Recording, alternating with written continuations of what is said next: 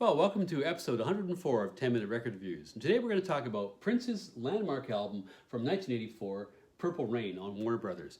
And I have the very first Canadian pressing of this album here with its extensive but fairly legible liner notes and its iconic photograph of Prince in his Minneapolis soundstage on his motorbike from the movie on the front cover.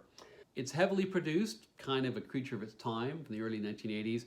It's full of electric funk and dance music, wonderful pop, and songs of incredible, almost epic sweep. It's an amazingly ambitious project, and he totally pulls it off. This album can only be called a massive success. Goes right up to number one, stays up there for 24 weeks. There's 2 number one singles and a number 2 single on here. Ends up selling something like 25 million copies. It wins 2 Grammys and an Oscar, which, other than getting an Emmy, I guess is pretty much all you can ask for. So Prince, of course, is from Minneapolis, and I don't think people from Minneapolis would be upset if I were to say that that is not the most usual background for somebody who would go on to be such a major figure in pop music. He had produced 5 albums up until this point, the most successful of which was 1999, which he'd released in 1982. He had on those albums written, recorded, played, produced every single aspect of those records. He began to realize that he was in a bit of a box, and in order to escape that box, he was going to need to leaven his own ideas with the contributions of other folks who had other conceptions of where the music could go. So he takes the people who have been playing with him on tour as backup band, and he formalizes them as an official band, The Revolution. A bit of a testifier for these folks to even get into those circles, because it was very, very difficult to work with Prince under any circumstances. An absolute workaholic. He rarely slept. He would work 20 hours a day when he was working on an album, and you needed to be able to keep up with that pace and those hours. Anyway, there is a group of people that he does bring together, and beyond Prince, those include Wendy Melvoin on guitar and vocals, Lisa Coleman, keyboards and vocals, and Wendy and Lisa were basically a bit of a unit. They themselves were both children of members of the Wrecking Crew, which was this famous studio backing band, kind of the LA West Coast version of the Muscle Shoals Swampers. Other members of the Revolution included another keyboardist and vocalist, Matt Fink, a guy called Mark Brown, who went by the stage name of Brown Mark, who played bass guitar and also sang, and a drummer and percussionist guy called Bobby Z. Buoyed by his success from the album 1999, Prince is overflowing at this point with creative ideas, goes to his label, Warner Brothers, and says, I want to make a movie. Go get me a movie deal. And if you can't get me a movie deal, then I'll ditch you and I'll find a label that can get me a movie deal. So Warner takes his ideas for Purple Rain, nascent as they were, and tries to get a movie deal and doesn't get a lot of people to bite. Rather than lose Prince, they decide, okay, well, we'll actually finance this movie ourselves. So he starts working on the musical score for the movie, which of course is largely, the songs which would end up on this album. And he also built himself a massive soundstage in a warehouse outside Minneapolis, and that's where a lot of the scenes in the movie are shot, and it's also where some of the music that occurs on this album is recorded. So some of that big echoey sound that we associate with this album actually comes from that big echoey room that Prince had constructed, and this photograph is actually taken in that space. The band contributed a lot of musical ideas, but he was the main lyricist. He was in charge of creating the melodies. Within the band, his inner circle consisted basically of Wendy and Lisa. I mentioned that they were the daughter of Wrecking Crew members. Mike Melvoin was Wendy's dad, and Gary Coleman, not the Gary Coleman, a different Gary Coleman, was Lisa's dad. The music which the Wrecking Crew was exposed to during their studio career in LA obviously involved pop and rock and roll, but also included lots of other musical styles. And so they were familiar, and their daughters became familiar with the influence that string arrangements could have, that classical influences could have on pop music. And so there were quite a few string arrangements which are added here, very tastefully done, which add an awful lot, I think, to this particular album. And it's from Wendy and Lisa that Prince takes these ideas. For the soundtrack, at the beginning of '84, they still needed one more song. Prince goes off to the 1984 Grammys, where he's nominated in 2 categories, and he loses to Michael Jackson in both those categories.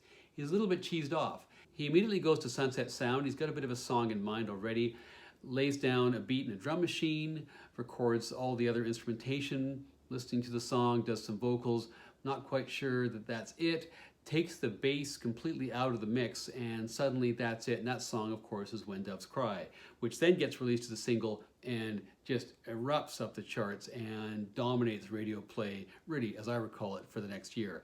An amazing song and really a pop phenomenon. This is typically considered to be his poppiest record, and I think it's true. It's very much, as I mentioned at the outset, an album of its time. I gotta say that in terms of the way the overall music is produced, I tend to struggle with albums that are too characteristic of that voguish production in the 1980s with lots and lots of reverb, lots and lots of snare drum, and with the bass, unfortunately, kind of buried a little bit in the mix. That is kind of my only issue with this album.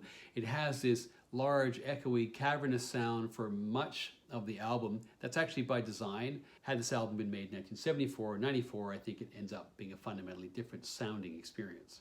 There are 9 tracks here. The full band appears on only 5 of those tracks, and those are Let's Go Crazy, Computer Blue, I Would Die For You, Baby I'm a Star, and the closer Purple Rain.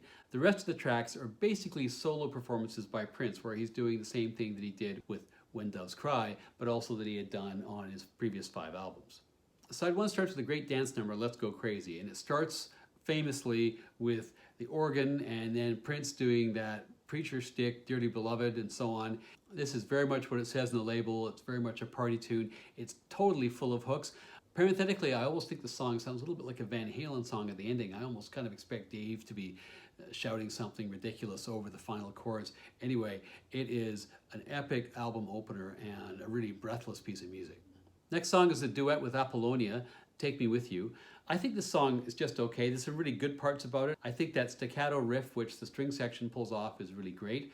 I just think the issue here is that I don't know that Apollonia really is capable as a singer of reaching the heights of her duet partner.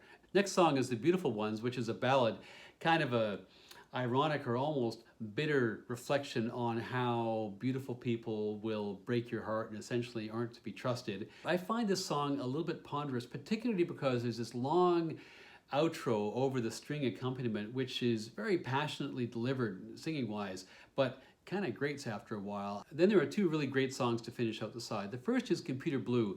This is a bit of a team effort, the composition of this song. Prince relied heavily on Lisa and Wendy and the other band members to really pull the music together on this. It's a very tight piece of Prince funk. It's very hooky. I don't know what the lyrics are about. I don't think it really matters. It's got also this great little 8-bar wah-wah guitar bit just towards the end. And then it segues into the final song of side 1, and that is Darling Nikki, which is a song with fairly explicit lyrics about a hookup that Prince has. But ironically, it also has a Christian message embedded in the song through the use of backwards recording, the so-called backwards masking, which people in legislatures all across North America were very upset about in 1984 or 85. It says something like, hello, how are you? I'm fine because I know the Lord is coming soon, etc., etc. Side 2 starts with When Doves Cry, which I have to say is just a stone cold classic. The last 3 tracks in the album are all recorded live, and the first of those is I Would Die For You. Funny little lyric here. It seems to suggest that Prince is the Messiah, although he explicitly denies this in the lyrics, although the actual title of the song also seems to suggest this. He was a sexy little man, but he was also an odd little guy, and this is an odd lyric, I gotta say. That's followed by Baby I'm a Star. When I listen to this song, I'm kind of left with a feeling that his band was so great that a little more looseness, a little more jamming, a little bit less tight orchestration would actually have done the music some favors. Then the live set and the whole album concludes with an epic piece of epicness, which is the song Purple Rain. You can tell that the audience reaction, even though they haven't really heard this song because the record's not out yet, is really intense. It's an incredible performance. And it sounds like the perfect piece of arena rock. Weirdly, this song actually starts out as a country song, and Prince wrote this and he offered it to Stevie Nicks. Imagine getting a tape in the mail from Prince where he's basically sitting at a piano singing Purple Rain, saying, Stevie, do you want to cut this song? Anyway, Stevie Nicks hears this demo, which as you can imagine was a pretty intense performance. just feels she can't do it justice, tells Prince, sorry, I can't do this. So he does this on this album instead. And the version that we hear is a result of the band starting to jam on the original country tune, but then turning it into something which really rocks a lot more than it is a country tune. Well, it's a brilliant album. It's full of all kinds of brilliant and different things. It's got a lot of really funky songs, which, however, to my taste, lack the fat bass and the intimate production which they might have had in the 1970s. I don't want to judge it through my own experience, but I have to say what my own experience is. There are a few weak moments here, as I've mentioned, but there are also some moments of real genius and some really out-of-the-box songwriting. Darling Nikki, I Would Die For You, Let's Go Crazy, Computer Blue, the majestic title track, and of course, that all-world tune, When Doves Cry. Very, very few artists are capable of that suite of songs over an entire career, let alone on one album alone. It's a flawed album, but has incredible highs, and I have to give it 4.5 out of 5.